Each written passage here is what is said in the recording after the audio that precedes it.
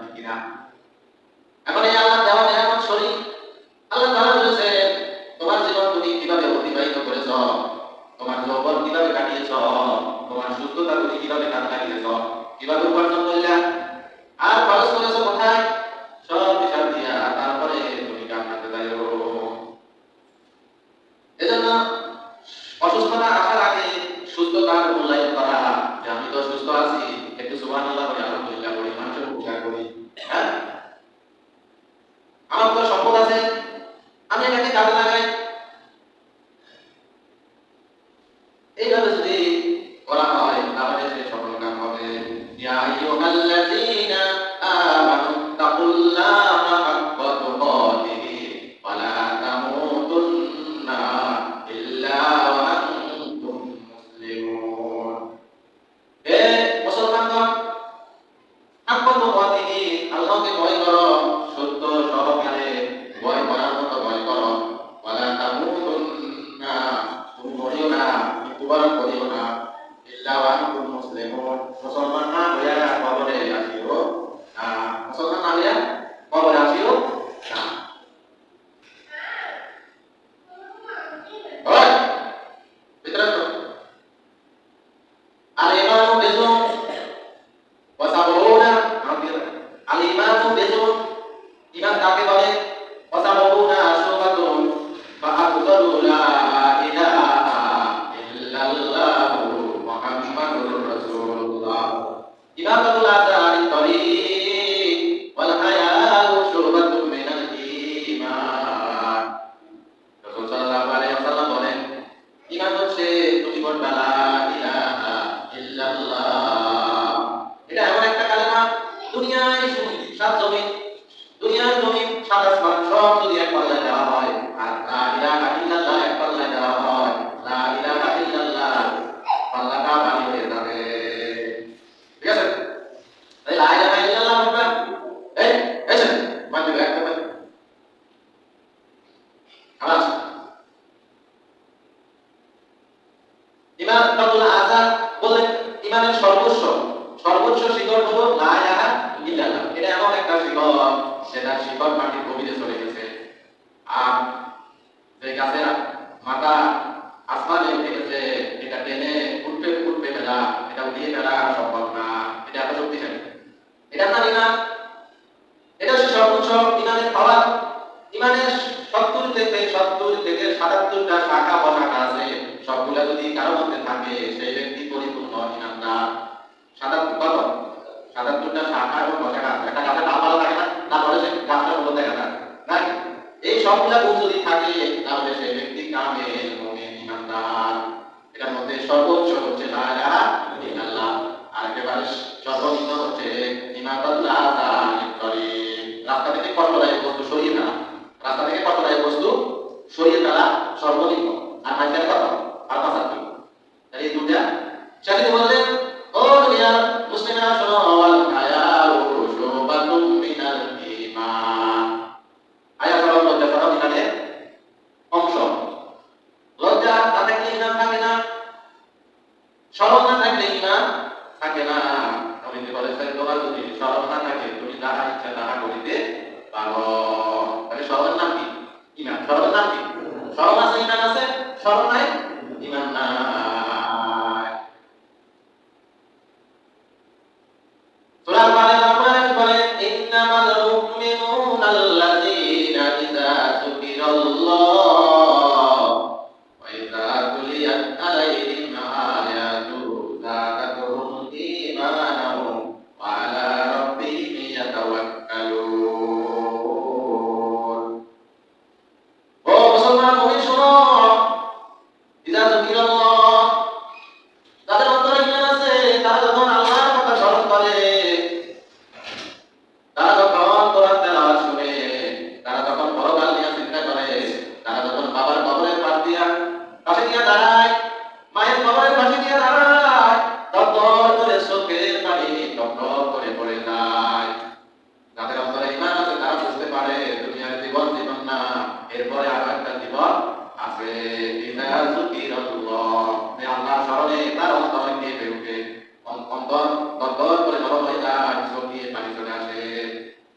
দুনিয়ার কাউকে সেও চোখের পানি দেখাইতে চায় না।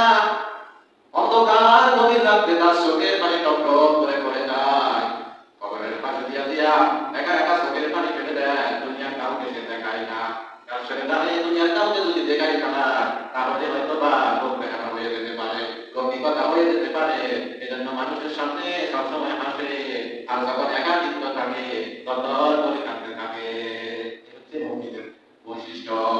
এই যে বলে মানুষের সামনে এমন ভাবে হাসে মনে হয় যেন কাঁদবে। মানুষ অনেকে আছে হাসলে মনে যেন কাঁদবে, এরকম লাগে। হাসে কিন্তু মনে হয় যেন কাঁদবে। মুমিনের চেহারা দীপ্তিমান থাকে, উজ্জ্বল থাকে। রূপু সেজদার চিহ্ন তার কপালে মুখের মধ্যে দীপ্তিমান হয়ে থাকে। মুমিনের বৈশিষ্ট্যগুলো আজকে বলবো।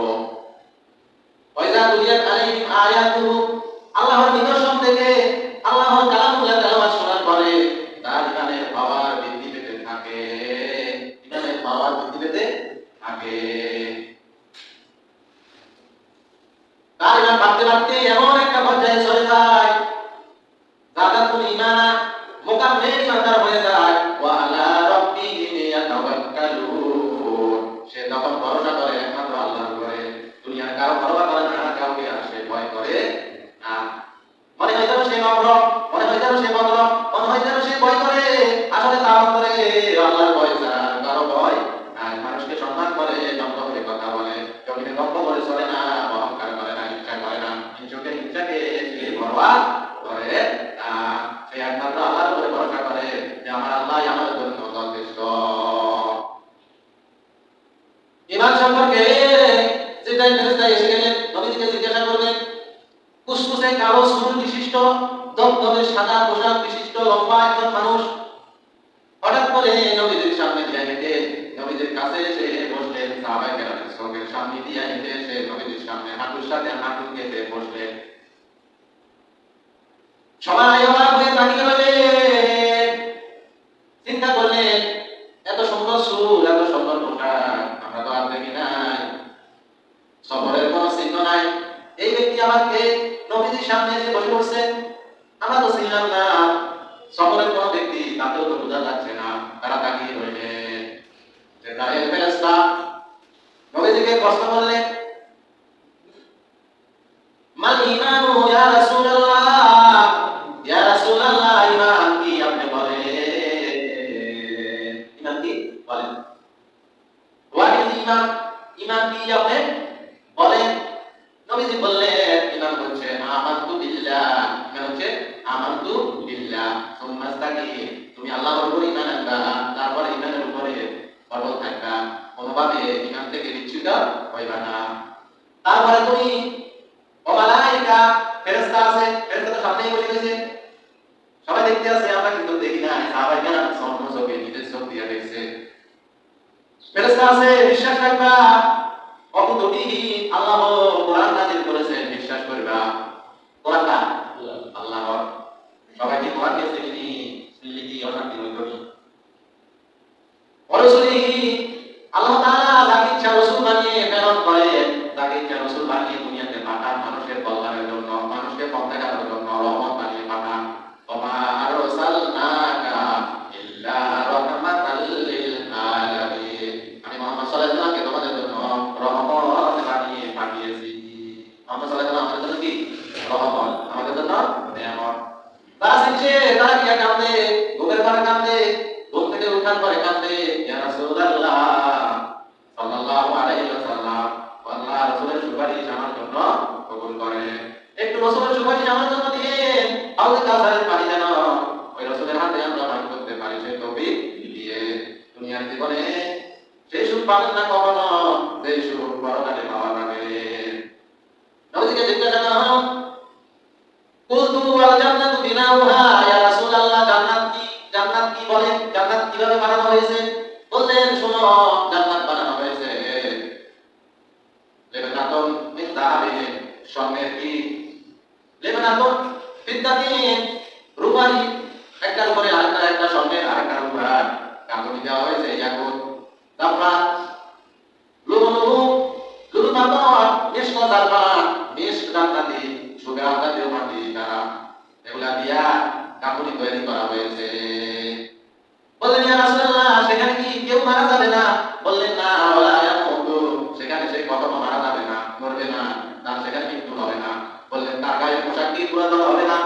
ইয়াবলা ওয়ালা সিয়াবাহু, তার গায়ে পোশাক কখনো পুরাতন হবে না। বললেন সে কি কখনো বয়স্ক হবে না, মৃত্যু হবে না? বললেন না। ওয়ালা ইয়াবলা শাবাহু, সে কখনো মৃত্যু হবে না, তার কখনো থুতু আসবে না, খাবার খাবে, তার কখনো পায়খানা হবে না। ইয়া রাসূলুল্লাহ, তাহলে খাবারগুলো কোথায় যাবে? বললে খাবারগুলো ডেকুরের সাথে হজম হয়ে যাবে, কোথার থেকে গ্রাম আসবে, অথবা তার গায়ের কামের সাথে হজম হয়ে যাবে। সে সুখে থাকবে, যে ব্যক্তি সে জান্নাতে প্রবেশ করবে, সে ব্যক্তি মহাসুখ আনন্দ উপভোগ করবে। ওয়ালাইকাতিহি ওয়া কুতুবিহি ওয়া রুসুলিহি ওয়া ইয়াউমিল আখির, দুনিয়ার পরে একটা জগৎ আছে, সেটা হচ্ছে পরকাল। পরকালের প্রতি বিশ্বাস করিবা, এটার নাম হচ্ছে ঈমান। এটা নাকি ঈমান। ওয়াল কদরি খায়রিহি, ভালো এবং মন্দ, তাকদীর, ফাকাদ্দারাহু তাকদীরা, আল্লাহ সব কিছুর পরিমাণ নির্ধারণ করেছে। আপনার শরীর, জৈবন, স্বাস্থ্য, আয়াত, আপনি কি খাইলে, আপনার সব কিছু পরিমাণ নির্ধারণ করছে কে? আল্লাহ। কবে আপনি মারা যাবেন? অ্যাক্সিডেন্টে মারা যাবেন, নাকি পানিতে ডুবে মারা যাবে, নাকি ঘরের বিছানায় পড়ে মারা যাবে, নাকি ইসলামের জন্য শহীদ হয়ে যাবে, সব কিছু নির্ধারণ করেছে আল্লাহ। এই তাকদীর আপনাকে হয়তো তাকদীর ঝুলন্ত অবস্থায় আছে, তাকদীরে মোহল্লা, তাকদীরে মোহরা, একটা তাকদীর পরিবর্তন হয় না, আর একটা তাকদীর দোয়ার মাধ্যমে পরিবর্তন হয়। আপনার অ্যাক্সিডেন্ট হওয়ার কথা ছিল, কাউকে আপনি দান সদকা করেছেন, তারও তো বালা, আপনার বালা মুসিবত কেটে দিয়ে দেওয়া হয়েছে। সামান্য দামের বদলতে আপনার যেখানে 1 লক্ষ টাকা চলে থাকতো, সেখানে ওই সামান্য দামের বদলতে আল্লাহ তাআলা সেই বিপদটা আল্লাহ কেটে দিয়েছে।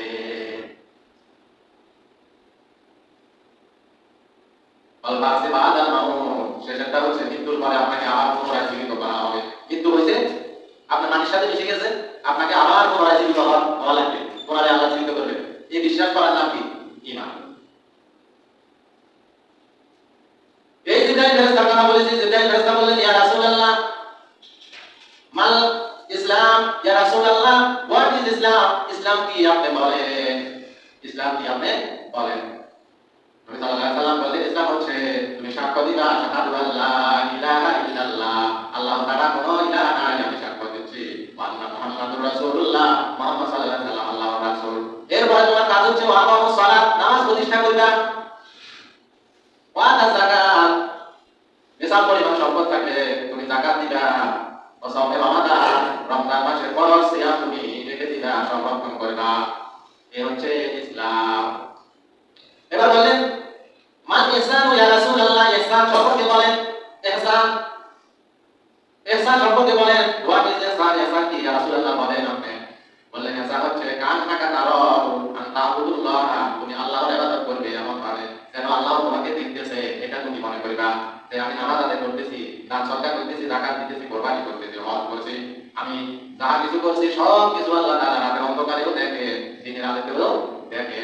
আমি নামাজ পড়ি, আমি রোজা রাখি, আমি সাদাকা করি, আমি কথা বলি, আমি যা কিছু করি না কেন সব কিছু আল্লাহ দেখতেছে, এটা মনে মনে তুমি ধারণা করবে। এটা হচ্ছে ইসলাম। আর যদি তুমি সেই ক্ষমতা না রাখো, এই ধারণা করবে যে তুমি কিন্তু আল্লাহকে দেখতেছো না, আল্লাহ কিন্তু তোমাকে দেখতেছে। কারণ তুমি আল্লাহকে পরিবেষ্টন করতে পারো না, আল্লাহও কিন্তু তোমাকে পরিবেষ্টন করতে পারেন। আল্লাহ তোমাকে চারিদিক থেকে, উপর থেকে, সব দিক থেকে পরিবেষ্টন করে রাখছে, তোমাকে নজরের মধ্যে রাখছে। 1 সেকেন্ডের জন্য তোমার দিক থেকে আল্লাহ তাআলা নজর সরান না। কিন্তু তুমি আল্লাহকে দেখো না, আল্লাহ কিন্তু তোমাকে দেখে। কারণ তোমাকে আল্লাহ সৃষ্টি করেছেন, তুমি হচ্ছে খালিক, আল্লাহ হচ্ছে মালিক। তুমি হচ্ছে মালিক, আল্লাহ হচ্ছে খালিক। আল্লাহ সৃষ্টিকর্তা, তুমি হচ্ছে মাখলুক, তুমি সৃষ্টি হয়েছো। অসংখ্য মাখলুক আল্লাহ তাআলা সৃষ্টি করেছেন, মানুষের জন্য অনেক উপকারী জীবজন্তু, গবাদি পশু আল্লাহ তাআলা সৃষ্টি করেছেন, কারখানারি সৃষ্টি করেছেন, ফলফলাদি সৃষ্টি করেছেন, সব কিছু মানুষের সেবা করে।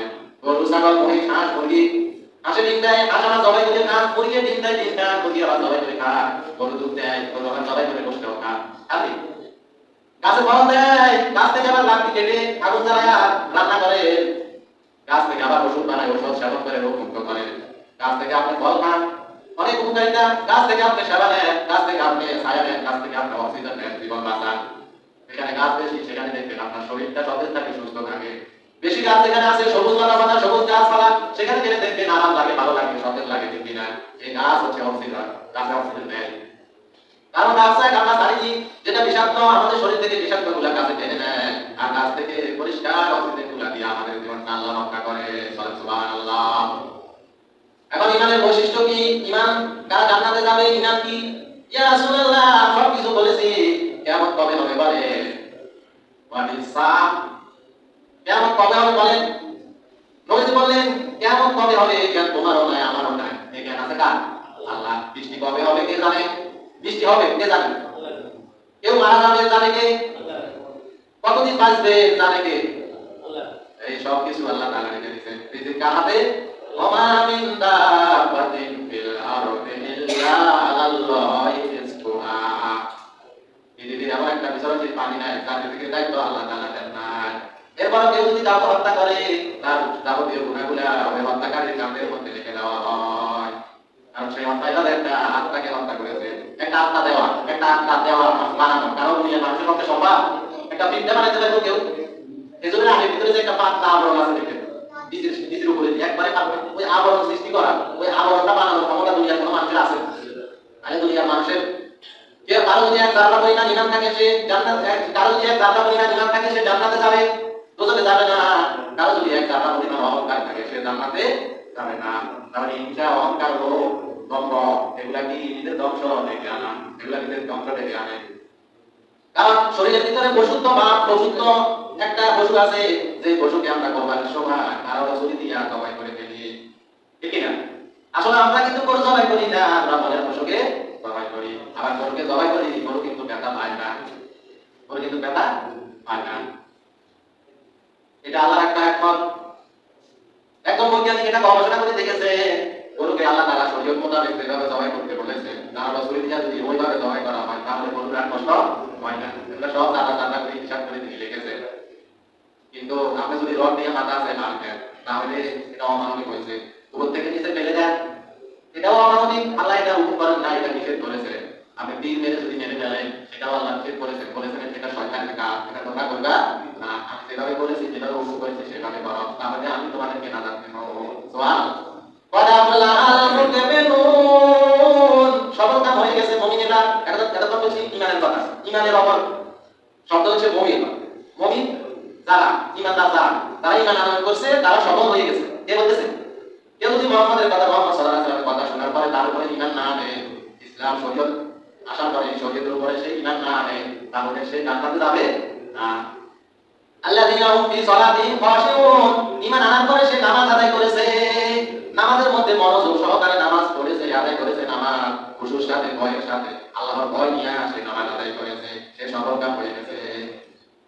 ওয়াল্লাযীনা হুম আনিল লাগwi মুরিদুন, সে যেটাই বলে মানুষের উপকার হয়, দুনিয়াতে উপকারে আসে অথবা পরকালে উপকারে আসে, এমন কথা ছাড়া অন্য কোনো কথা সে বলে না। এমন কথাগুলো সে বলে যেগুলো বললে দুনিয়ার মানুষের উপকার হবে অথবা পরকালে তার নিজের উপকার হবে, এমন কথা বলে অথবা সে সুখ থাকে। এই হচ্ছে মুমিনের বৈশিষ্ট্য। এমন কথা বলে না যেটার কারণে ঈমান চলে যাবে, আকীদা নষ্ট হবে। এমন কথা বলে না যেটার কারণে তার আমলগুলো বরবাদ হয়ে যাবে, নিষ্ফল হয়ে যাবে। মুমিন এমন কথা বলে না। মুমিন সবসময় কল্যাণের কথা বলে, দুনিয়াতে অথবা পরকালে কল্যাণ হবে, লাভ হবে, এমন কথা বলে। ওয়াল্লাযীনা হুম লিযাকাতি মাইলুন, দড়ি হিসাব করে সে যাকাত আদায় করে। এক বছরে আমার সম্পদের হিসাব করে, তার রাজারা হিসাব করে, খাতা কলমে লিখে সে ওই একই তারিখে সে যাকাতগুলো হিসাব করে দিয়ে দেয়, পবিত্র করে ফেলে তার সম্পদকে। আল্লাহ তাআলা বলে ওমা আতাইতুম মিন রিবাল লিয়ারবু ফি আমওয়ালিহিম আনফুসিহিম, রিবা সুদ, তোমরা মনে করো এটা বৃদ্ধি পাইতেছে কিন্তু এটা নিষ্ফল হয়ে যাবে। সদাকা কিন্তু বৃদ্ধি পাইতে থাকবো। তোমাদের চোখের দৃষ্টিতে মনে হয় সদাকা কিছু কমে গেছে, কিন্তু আল্লাহ বলতেছে না, দুনিয়াতে তোমরা এটা দেখতেছ কিন্তু আমার হিসাবে আমি দেখতেছি বৃদ্ধি পাইতেছে। দুনিয়াতে যদি তুমি এটার প্রতিদান যদি পুরোপুরি নাও পাও, বিপদ আবার বালা মুসিবত কেটে গেছে, ওই যে লক্ষ টাকার উপকার হয়ে গেছে, 10 টাকা দান করে দুনিয়াতে তুমি দেখিও দেখলা না, কিন্তু পরকালে এটার দাম কিন্তু 700 গুণ বৃদ্ধি করে আমি তোমাকে সামনে দিয়ে দিব। তাহলে সুদে বাড়লো না, দান সৎকারে বাড়লো, কর্জে হাসানাতে বাড়লো না, সুদে বাড়লো। এখন যে কর্জে হাসানা দেন, সুদ সারা দিন দেন, এইটার কথা আল্লাহ কিছু করা চলে দেবে, এটা আপনাকে জান্নাত পর্যন্ত পৌঁছায় দেবে। কর্জে হাসানা, ঋণ দেওয়া, সুদ ছাড়া, এটা যদি রাষ্ট্রীয়ভাবে কাজ করতে হয় তাহলে সবাই এক কথা বলে। আর যদি তারা সুদ খাইছে, এরা যদি না আমরা মানি না, আমরা আগে হবে আজকে, তাহলে আর এটা সম্ভব। যেদিকে বেশি হবে সেটাই তো তাই হবে নাকি? কত সত্য তাই হবে, অথবা মিথ্যা তাই হবে, অথবা হক থাকবে বলে বাতিল থাকবে। হক বাতিলের লড়াই এটা একেবারে কেমন পর্যন্ত থাকবে কিন্তু জাহাল হক ওয়া জাহাল বাতিল ইন্নাল বাতিলা কানা যাহুকা, এগুলা না হয়েছে যখন ইসলাম বিজয় হয়েছে, মুক্তিগুলো পড়ে গেছে, হ্যাঁ, তখন না হয়েছে জাহাল হক এসেছে সত্য, ওয়া জাহাল বাতিল, মিথ্যা বিলুপ্ত হয়েছে, ইন্নাল বাতিলা কানা যাহুকা যাবেন, এটা এমনিতে বিলুপ্ত হয়ে গেল, এটা মিথ্যা, এটা কোনো ভিত্তি নাই, এটা কোনো খুঁটি নাই। ওয়াল্লাযিনা হুম লিফুরুজিহিম হাফিজুন, মুমিনের আরো একটা বৈশিষ্ট্য বললেন যে তারা লজ্জাস্থানের হেফাজত করে এবং জবানের হেফাজত করে। লজ্জাস্থানের হেফাজত করা কি এত সহজ? লোভ লালসা, হ্যাঁ, যে দেশে বিয়ে করতে লাগে 10 লাখ টাকা, আর লজ্জাস্থানের হেফাজত না করলে কোনো টাকাই লাগে না, সহজ হয়ে তো সেই দেশে এই লজ্জাস্থানকে সংরক্ষিত রাখা, পবিত্র রাখা কি এত সহজ? তুমি যে বলেছো যদি এটা গ্যারান্টি তুমি দিতে পারো, যদি এটা তুমি পবিত্র রাখতে পারো, আমি রাসূল তোমাকে ওয়াদা দিলাম তোমাকে জান্নাতে নিয়ে যাব।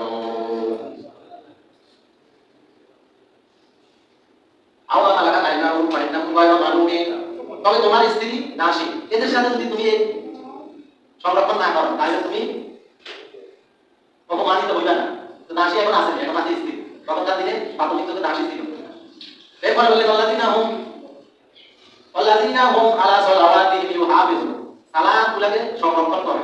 মুমিনের এই একটা বৈশিষ্ট্য, সেই সালাতকে নির্দিষ্ট সময়ে সঠিকভাবে সুন্দরভাবে আদায় করে এটাকে ভবনে লওয়া, বুঝতে পারলেন?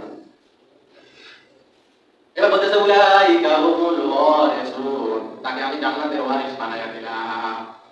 আল্লাযীনা ইয়ারিসুনাল ফিরদাউসা হুম ফিহা খালিদুন, সে জান্নাতুল ফিরদাউসের মধ্যে সে চিরদিন থাকে যাবে। জান্নাতুল ফিরদাউস লাগে সামনে, তো বলেন আল্লাহুম্মা, বলেন আল্লাহুম্মা ইন্নী আসালুকা জান্নাতুল ফিরদাউস, আল্লাহুম্মা ইন্নী আসালুকা জান্নাতুল ফিরদাউস, আল্লাহ আমাদেরকে জান্নাতুল ফিরদাউস দান করেন। যদি আর যদি না বলেন বাংলা লিখেন আল্লাহ আমাদেরকে জান্নাতুল ফিরদাউস দান করেন। আমাদের জন্য তো জান্নাত বানাইছে নাকি? আমরা চাইতে পারি না? এখন চাইবেন, নামাজ পড়েন। আসসালামু আলাইকুম।